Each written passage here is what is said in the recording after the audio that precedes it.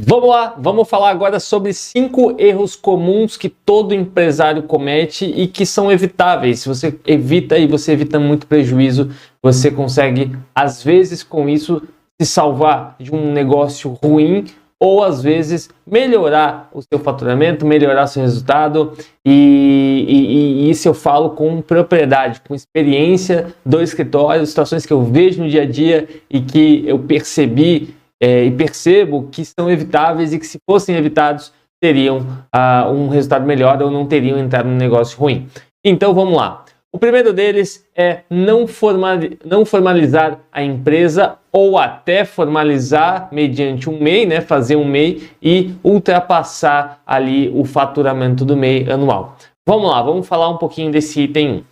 Se eu quero começar um negócio, é comum, é normal que as pessoas comecem esse negócio através de um MEI. Por quê? Porque é mais barato, não preciso de contador, não preciso de advogado, o meu custo mensal é barato. Por que eu não vou começar? Às vezes uma conveniência, às vezes num negócio, eu vou trabalhar com ar-condicionado, um negócio de serviço. E para que eu vou começar esse negócio já gastando muito? Não faz sentido, então é normal começar com o MEI.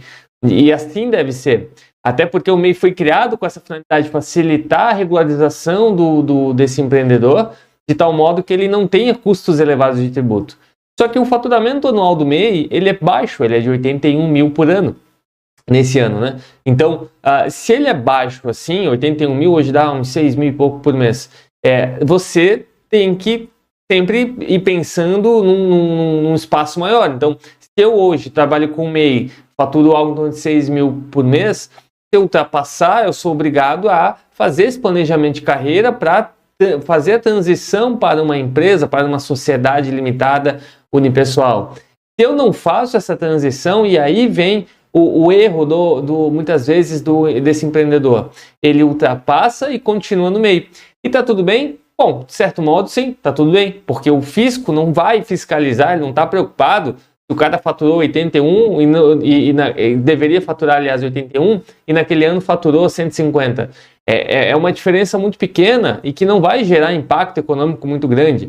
Só que você já deve ter visto que cada vez mais o governo está apertando. E se cada vez mais o governo está apertando, daqui a pouco vão ter sistemas que reconhecem aliás, já até existem provavelmente, mas o que não foi viabilizado é de que modo que eu vou autuar esse cara sem precisar contratar novos fiscais da Receita Federal. Então, como é que eu faço Receita, né, para autuar esses caras que estão ultrapassando? Então, como isso ainda não está muito bem estruturado pelo governo, você, peixe pequeno, você não precisa se preocupar tanto assim. Mas se você ultrapassou, é importantíssimo que você faça um planejamento para migrar, para sair do MEI e ir para uma empresa que tenha aí um porte que seja adequado ao teu faturamento. É importantíssima essa transição.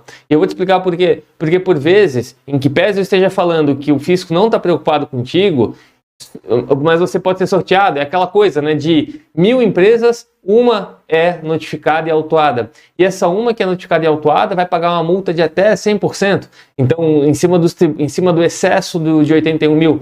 Então, tem tanta coisa que pode te impactar economicamente que às vezes você, vamos supor, faturou lá 200 mil reais naquele ano. E aí você, que é um empreendedor pequeno, que está começando agora, você vai lá e aquele 200 não é 200 mil lucro, é faturamento. Você vai lá, tem os seus custos mensais com um veículo e tal, e esse custo que você tem te rende ali 2, 3 mil por mês, que é o suficiente para você sobreviver. Aí você empreende, aí finaliza um ano, 2 anos, 3 anos, aí você recebe uma notificação para pagar 20, 30, 40 mil reais, que você nem tem. Então, você começa um negócio para mudar de vida, para melhorar de vida, para às vezes sair do CLT e você, por conta de uma decisão, às vezes errada, você acaba tendo uma dívida. E aquela dívida vai te incomodar, vai te tirar o sono. Então é uma coisa que o empreendedor passa. Eu sei porque eu trabalho muito com direito empresarial, eu recebo esse tipo de reclamação todos os dias de empresários, de quem empreender, de quem já está há muito tempo no mercado. Então esse é o primeiro erro. Se você não evitar esse tipo de coisa, então o que você tem que fazer para evitar isso? Fazer a transição. Você está melhorando o teu faturamento, tua empresa está rendendo, agora é a hora de planejar o teu aumento, a tua transição para uma sociedade limitada unipessoal. Uma sociedade limitada unipessoal, que é uma microempresa, que admite faturamento de até 360 mil por ano. Só que aí você vai precisar de contador. O teu contador, hoje tem diversas opções, tem contabilidade online, que é mais barato. Você vai precisar, por vezes, de alvará. Então, tem algumas questões burocráticas que eu sei que é por isso que as pessoas não fazem essa transição, mas é aquela coisa, é o cálculo barato que sai caro. Às vezes você vai querer economizar aqui e depois vai vir uma multa pesada. Então é melhor às vezes você se regularizar para evitar essa multa lá na frente. Então o primeiro ponto é esse, é buscar sempre estar atento para essa regularização, para eu que sou MEI virar uma sociedade empresária e que de tal forma a estar sempre regular. E aí o segundo ponto, claro, é não pensar na gestão financeira e tem tudo a ver com o item 1. O empreendedorismo ele exige de você, e eu já falei isso em outros vídeos, uma mentalidade mais empreendedora. E o que isso significa, mentalidade mais empreendedora? Aquele 5, 6 mil que está entrando todos os meses, eu preciso separar o que é para estoque, o que é para adquirir produto, enfim, manutenção de veículo, o que é para o meu bolso e o que é para crescimento de empresa. Eu preciso ter esse cenário pelo menos. Claro, é muito mais complexo do que isso, mas eu preciso ter pelo menos isso. Porque se eu tenho aqui um cenário onde eu pego ali 5 mil, Matheus, mas eu não consigo viver daí. Bom, aí você vai ter que planejar, é questão financeira, é planejamento. Você tirou ali 5 mil, 6 mil da sua empresa.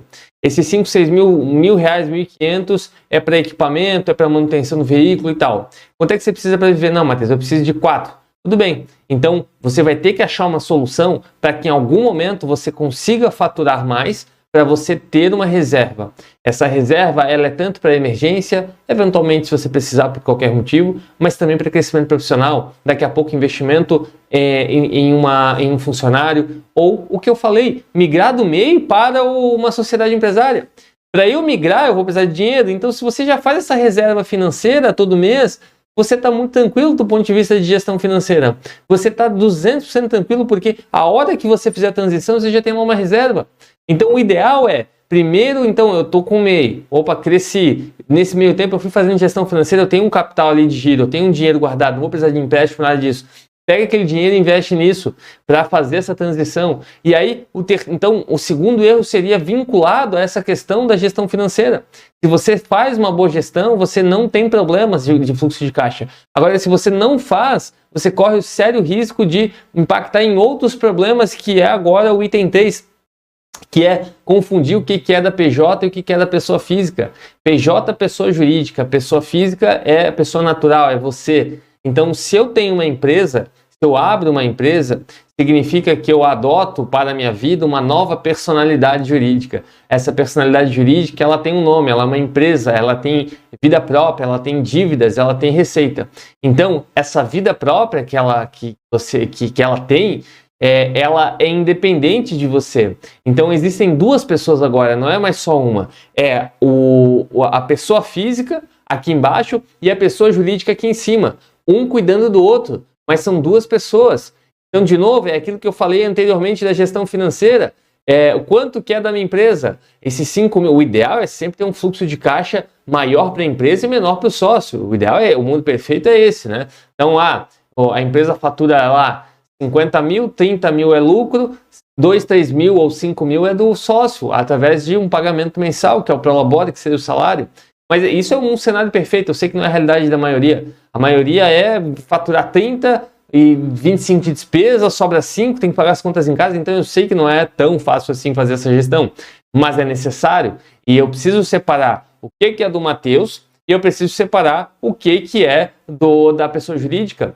Então, eu tenho lá um caixa, todo mês eu deposito R$500 da minha empresa, porque é dela, eu deposito lá. Se o Matheus estiver devendo cheque especial, se o Matheus estiver devendo um apartamento, ele nunca vai mexer nesse caixa da empresa, porque é da empresa, não é do Matheus. Se eu separo um do outro, eu crio ali um senso de responsabilidade que a minha empresa nunca vai passar sufoco, porque a gente tem que pensar sempre que, assim como na nossa vida pessoal, você está sujeito a situações de emergência e urgência que você precisa de dinheiro, por exemplo, uma doença, por exemplo, um tratamento médico, um tratamento odontológico que você acaba tendo que gastar, ou bater o seu carro, você tem que arrumar.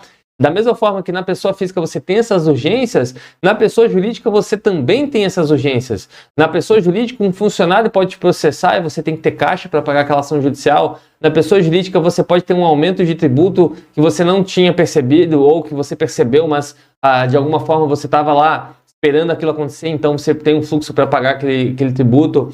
Você pode pensar tantas hipóteses aí de que a empresa pode precisar de caixa. E se você bota tudo no mesmo bolo, dói muito gastar com aquilo.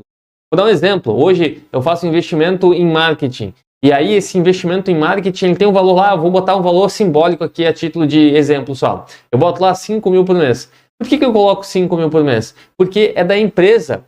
Se o Matheus tivesse que colocar 5 mil por mês, imagina, dói. Dói, a gente sente esse olhar mais crítico para o investimento quando está da minha conta pessoa física. Agora, quando está da PJ, é da empresa. E aí, se eu separo isso, eu crio ali uma tranquilidade, porque é a empresa que está investindo nela mesmo. E se der errado, é a empresa que investiu e que não deu certo, não é do capital do Matheus. Então, esse seria mais um item. O outro item, querer fazer tudo por conta própria. E quando eu falo querer fazer tudo por conta própria, é essa questão de tomar decisões difíceis como essas que eu narrei. Veja, olha só que interessante, olha só que importante falar disso. Eu faço muita assessoria empresarial. E por que eu faço assessoria empresarial? Porque as empresas precisam desse suporte jurídico, e o jurídico não é só quando a bomba estoura. O jurídico é essa assessoria. O jurídico é poder você conversar com o advogado, sentar lá no escritório dele ou ele na sua empresa e ele dizer para você, agora está na hora de fazer gestão financeira para transitar do MEI para uma sociedade empresária. Está na hora de você migrar porque você está crescendo. Agora está na hora de você separar. Quanto é que está dando de faturamento? Está dando 15 mil? Tá, 5 vai para a conta pessoa física e 10 vai para a PJ. Vai te ajudar nessa gestão financeira. É um papel do advogado também de empresa te dar esse olhar mais estratégico para a coisa. Então, quando você faz isso com suporte, você tem ali na sua palma da mão não só as suas decisões. Veja, você é muito bom no que você faz, mas às vezes você não é bom com gestão. Você às vezes é bom em, sei lá, eu sou bom instalador de ar-condicionado, eu sou um bom empreendedor em termos de conveniência, eu trabalho com conveniência, eu sei comprar barato, vender por um preço que dá uma margem de lucro alta. Ótimo, isso você é bom, mas na parte contábil, na parte jurídica, às vezes não é tua praia e é importante você ter esse braço. Então, o quarto erro que eu considero aqui é querer fazer tudo por conta própria e não ter uma assessoria jurídica ou contábil. Esses dias eu fiz um orçamento para uma conveniência que estava passando por uma situação parecida de MEI. E o meu orçamento foi muito baixo, porque eu entendo também que eu não quero ser um custo para essa empresa, eu quero ser um investimento. Eu quero estar dando esse suporte sem que ela tenha que se ferrar para conseguir pagar o jurídico, né? É o inverso, eu quero ser um investimento para ela, não uma despesa que ela vai se enforcar para pagar. E, mesmo assim, ela ficou reticente com a contratação de jurídico. Mas por que ficou reticente? Porque é aquela ideia que está na pessoa física, vai diminuir o lucro dela da pessoa física. E aí esse olhar dói, é aquilo que eu falei antes. Quando está da pessoa jurídica não dói tanto. Por que uma empresa paga lá 50 mil de folha de pagamento para funcionário? Porque é a empresa que está pagando. Agora, se o empresário fizesse a cagada de fazer diferente, botar na pessoa física esse dinheiro todo e pagar os funcionários, ele ia querer demitir metade, porque não ia querer ter esse custo alto operacional. E, por fim, o último é achar que entende muito do seu negócio e, por isso, não contrata a pessoas especializadas. E aí, quando você faz isso, você acha que entende muito do seu negócio. E, claro, às vezes você entende mesmo, mas assim, você não busca pessoas especializadas em cada setor para te ajudar, você acaba concentrando tudo em você, e todos esses 5 itens estão ligados, né? Você concentra tudo em você, você tem mais trabalho, você acaba tendo que dedicar 10 vezes mais em termos de tempo para fazer um trabalho que poderia ser dividido, e você focaria mais em prospecção, em aumento em crescer a sua empresa, né? Então, eu vejo muito isso acontecer no serviço. O cara instala ar-condicionado, o cara é eletricista, então eles trabalham muito por demanda. E aí, o problema de trabalhar por demanda, e pedreiro também trabalhar por demanda, é que você fica refém do seu tempo. E não está errado. Só que assim, chega um momento que você cresce, que você começa a ter que trazer mais pessoas para trabalhar com você. E esse investimento, aí é tudo interligado. Esse investimento dói quando você está na pessoa física, quando você não faz a gestão financeira, quando você é MEI, que daí o MEI já não pode ter funcionário. Então, tem tantas coisas conectadas nesse vídeo e todas elas fazem com que, às vezes, leve você à ruína. Então, se você organizar a tua parte de gestão, financeira, se você organizar todos esses aspectos de maneira organizada, de maneira que você consiga entender, e para você entender, tem um suporte jurídico, tem um suporte contábil, você, sem dúvida, vai conseguir ter uma melhor visão do teu negócio. O teu negócio, ele é um negócio complexo, empreender no Brasil é muito difícil. E aí, você fazer isso sozinho, você torna ainda mais difícil, porque, querendo ou não, é uma coisa que é de uma alta complexidade que não foi feito para você entender. Com certeza não foi feito para você entender. Tá bom? Então, eu espero que tenham gostado do vídeo. Se você gostar, não esquece de curtir, comentar e também seguir o canal para acompanhar os vídeos que eu posto aqui todas as semanas. E se você tiver alguma dúvida, é só colocar nos comentários ou algum comentário sobre o vídeo, coloca nos comentários. E pode, através desses comentários, ajudar outras pessoas ou servir de tema para outros vídeos. Um abraço e até a próxima.